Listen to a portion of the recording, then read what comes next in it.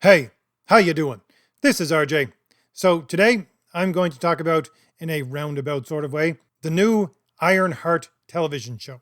And I feel compelled to do this because there are many people who are criticizing this television show of how bad it is. Many people on my side, many people who are on the same wavelength as me with this new quote unquote progressive entertainment, asking questions like, why does this show exist? Who is this for? Why has stuff like this not died already? Why in the world would Marvel even release this? Why did they not just bury it? And my favorite, why would you portray this character as if she's more of a villain than a hero? Now, I'm going to answer all of those questions in a roundabout sort of way. And again, I feel compelled to do this because people, a lot of people who have bigger channels than mine and have more access to things than me, people like, I don't know, call me Chato, or that fella, I think his initials are RK, it shows up on the side, or It's a Gundam, or a dozen other people asking these questions. And I feel like I'm taking crazy pills. Why in the world, if you have lived through and criticized all of the things that I've criticized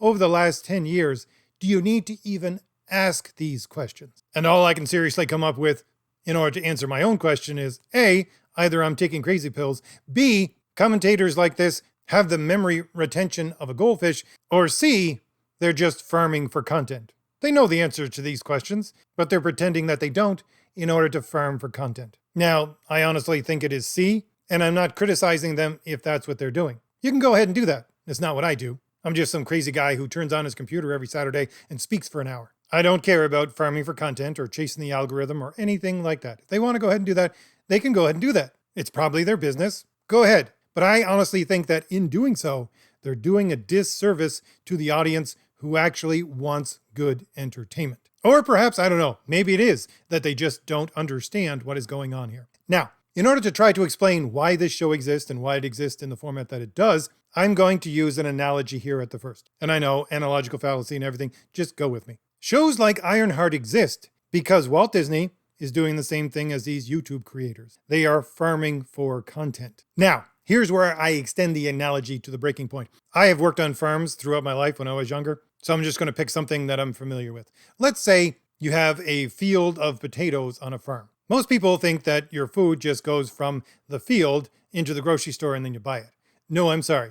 There are dozens of different steps you need to go through in order to get that to happen. First off, potatoes don't get grown from seed, they get grown from sets, which is just another potato chopped up into a bunch of little pieces. And then there's fertilizer and chemicals put on those sets, and then those sets go into a field. But even before they get planted in that field, you gotta do soil testing, you gotta fertilize the field, you gotta groom the field, everything. Plow it, disc it, whatever. Then, even after you plant it, you're still gonna have to do dozens of things. You might have to water it with irrigation, depending on where you are.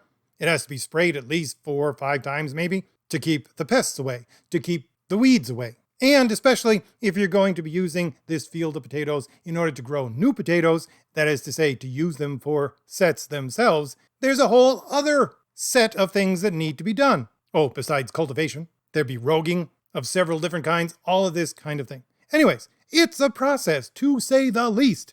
A massively big process, which is part of this bigger farm. And here's the thing. Since these plants are grown in this way, they grow spectacularly well. But if you take them outside of this system and try to plant them somewhere else, you're not going to get anywhere near the same results. You could plant your set 5 feet away from the field of potatoes that's getting groomed, and you're going to get nothing. Let alone if you try to plant it in the wild, it is going to die really quickly. So, end of analogy. Why does Ironheart exist? Why? Because it's a part of farming for content. It is a part of this entire system that exists in order to create and support other content. Now, before I begin talking about this entire farming system, which I think most YouTubers which are on my side should know by now, let's talk more specifically about Ironheart for just 1 second. Why does Ironheart exist in this system? Why? Because it is going to be made mandatory viewing for you to understand the next Avengers movie, which is Avengers Doomsday. There is already a list of movies and shows that you have to watch in order to fully grasp what is going to happen in the next Avengers movie. They are, as listed, Iron Man 1, 2, and 3, Black Panther 1 and 2, Doctor Strange 1 and 2, and the What If series. And of course, there's going to be more added to that list the closer we get to the release of the new Avengers movie. Most certainly, the new Fantastic Four movie is going to be added to that list. And the Ironheart series is going to be added to that list. Why? Because if you look at the new Ironheart series, its main villains are, what's his name? The Hood, and you also have Mephisto in there. And again, people are saying, why in the world would you confuse this technology-based character based upon Iron Man with magic? Why? Because that's going to be the entire premise of Avengers Doomsday. Because Dr. Doom is going to combine science with magic, and that's how he's going to actually gain control. And so the people who are fighting against him are going to need to understand that and defeat him on those terms. And this is the introduction within the MCU of the combination of technology and magic. Therefore, you're going to have to go back and watch the entire Ironheart series if you hope to understand what is going on in the new Avengers movie. This is part of their entire system of farming content. Because, to go back to our analogy, you have these YouTubers and they're looking at Ironheart as if it was a single plant planted in the wild and thinking, why isn't this dead? Why didn't it die a long time ago? Why didn't they bury it? What is this for? They can't answer those questions because they're not looking at a single plant off in the wild. They're looking at a single plant which isn't doing very well, admittedly, but a single plant which is in a giant field of cultivation on a farm. And that cultivation, that field, is the entire MCU. And, oh, by the way, this entire field is not to sell to the public. It is a field of seed potatoes, as it were. This is a growing seed which they're going to cut up and use to farm more content. What content, do you ask? Well, off of the Avengers movie, they're most probably going to go ahead with something that most people think they canceled, which is Young Avengers. Which, by the way, is going to take the characters of Ironheart, Kamala Khan, Kate Bishop Hawkeye, America Chavez, and probably a couple of other small characters thrown in from the Avengers movie to make the Young Avengers. I think we already seen a hint of this with the fact that they turned Thunderbolts into the new Avengers to get people used to the idea of there's going to be different kinds of Avenger movies from now on. Also, most probably West Coast Avengers, I think, if I remember the schedule. But anyways, this is farming for content. Now, let me try to answer some of those questions I asked at the first by describing this farming system itself. We'll get back to Ironheart probably at the end of this video. And for each of these points, I'm going to be referencing a video, an entire video that I did with sources about every point that I'm going to make. First of all, you may be saying to yourself, okay, they're farming for content. Why can't they farm for better content? Well, there's an easy answer to that question. The answer is that the people who pushed for such characters like Ironheart in Marvel Comics, writers and producers and editors, etc., are now working in Hollywood in order to push their agenda even more. So again, let me go over this with speed since I've done entire videos on each of these points. I did a video where Klaus Janson interviewed Frank Miller, and it was at the Will Eisner Institute, I think it's called, within New York. For any of the new viewers, Frank Miller is the guy who created most of the Daredevil stuff that you know of, created the 300, Sin City, all those kinds of things. Klaus Janson, by the way, was the inker for most of Frank Miller's work, certainly within Marvel, but most of his work within comics itself. Klaus Janson now works for the Eisner Institute, is a professor there. It is an art school. He also, at least once a year, still works for Marvel as a consultant, going there and giving lectures on how to create comics. And to take a step back even from this, why is the Will Eisner Institute so important? It is so important because it is considered not just the university from which institutions like Marvel Comics draw their employees, but the Ivy League of those universities. This, by the way, is part of the process of only letting quote-unquote progressive people into your company. Why?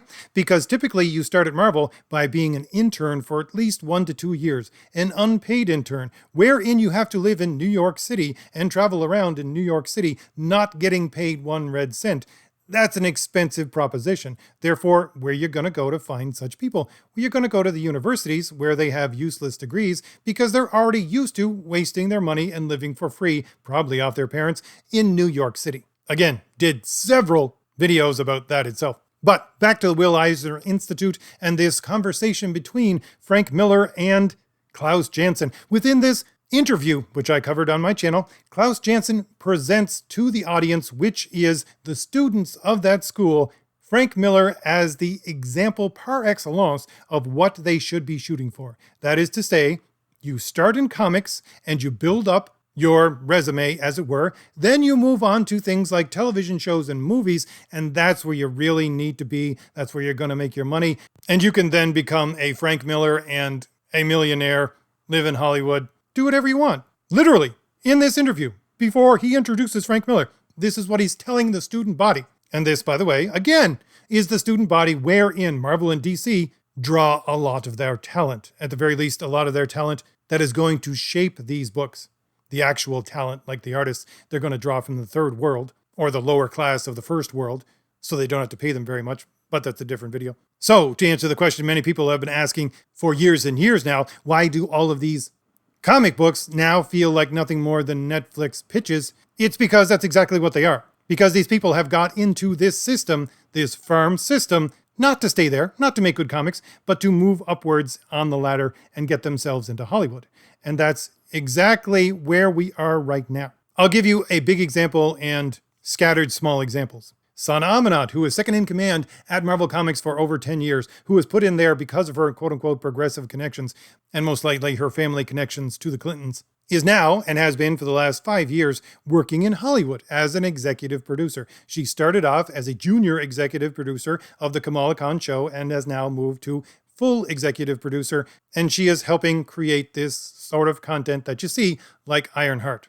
Now, why is that important? Well, it's important because she had her own personal podcast, basically, at Marvel Comics called The Women of Marvel, where they had themes for an entire year. One theme for one entire year was building allyship.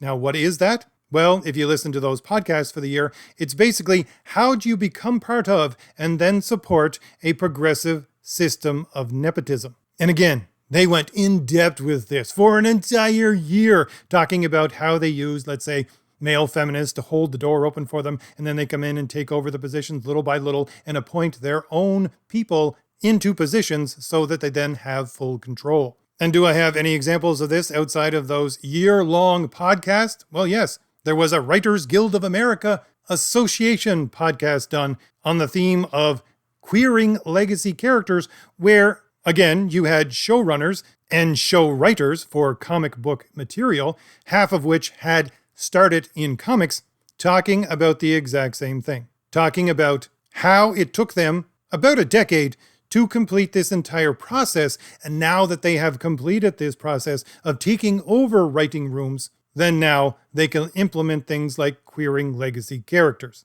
So yeah, it definitely takes place. So, the point being that these people who had formerly worked on properties like Ironheart, Kamala Khan, Miss Marvel, Kate Bishop, Hawkeye, America Chavez, etc., within Marvel Comics, have now moved up the system into the basic Netflix, Disney Plus streaming services, and low-key at this point into the movies as well. And what do you think they're doing? They're pushing the exact same thing they pushed in Marvel Comics, and they're farming for content in the exact same way they did at Marvel Comics. And, again, since they like to talk at Marvel Comics, had podcasts for years on these subjects, and didn't think anybody was listening except for their own side, they just spelled the entire thing out of how to do this.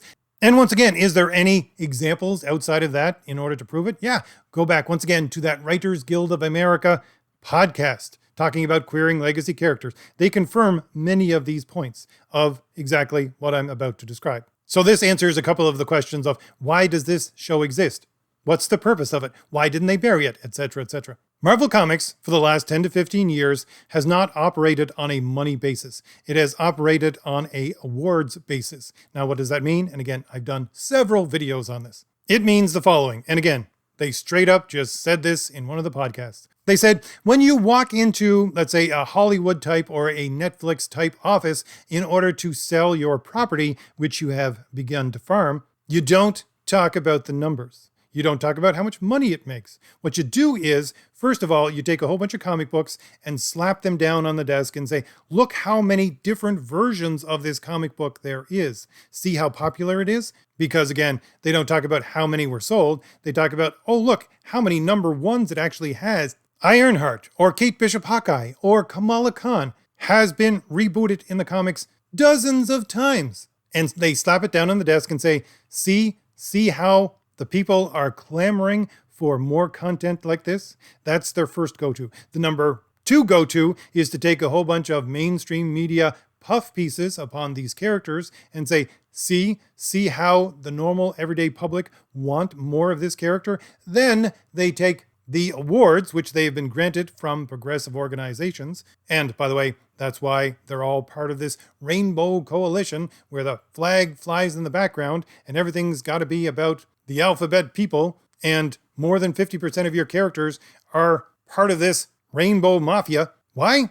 Because then you can get those awards, and then you can slap those down on the desk for number 3 to say, look how many awards it's gotten as well. You take these 3 things, and that's enough to convince someone who is sitting behind a desk who really doesn't know anything about these characters or how those systems work to put millions of dollars behind creating a show or a movie, or at the very least sticking these characters in the movies in some way behind this project. And oh, by the way, they also went ahead and just talked about this several times.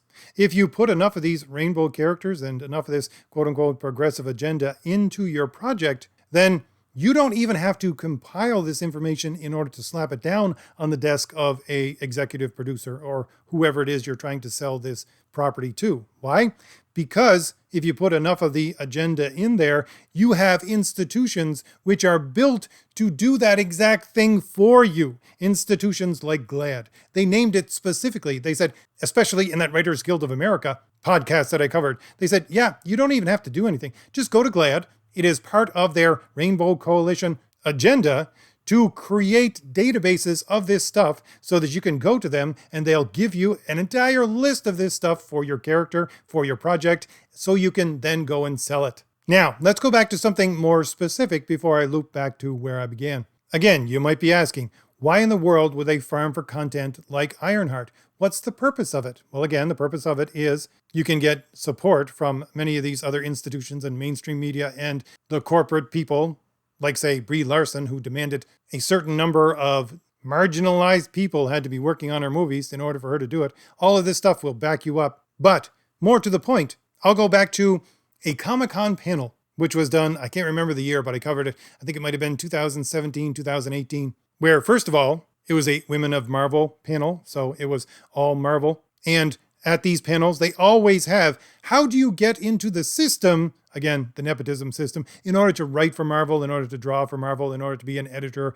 etc., etc. But within the Q&A section of this particular one that I covered, you had someone asking, Sana Amanat in particular, again, at that time, the second in command of Marvel Comics, who then became an executive producer of some of these shows. She was asked point blank by someone in the audience, is this insertion of quote-unquote progressive agenda actually harming comic books? Because I think they brought up the sales numbers and said it's not doing very well. They were talking about America Chavez, the comic book, at that point specifically. And her answer was, no, it is not hurting comic books. Why?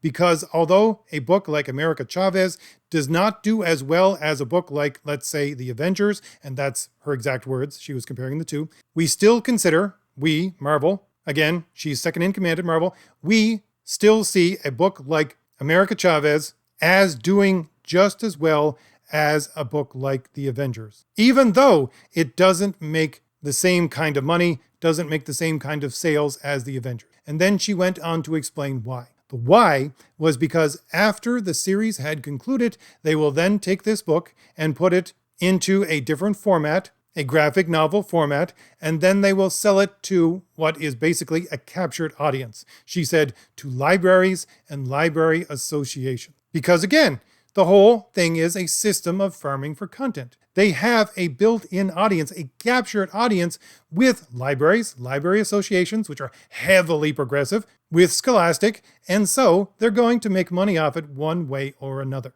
Why? Because it's part of the system, the farming system. And what they're doing, again, is diversifying their content in order to generate seeds, in order to generate different kinds of properties, in order to generate more, and more money. Now let's go back to Ironheart, the television show. This is the exact same thing, except within the larger context of shows and movies for Marvel Studios rather than comic books for Marvel Comics. You see, the show might not do as well as, let's say, an Avengers, but that doesn't matter. They're going to give it the same backing. Why?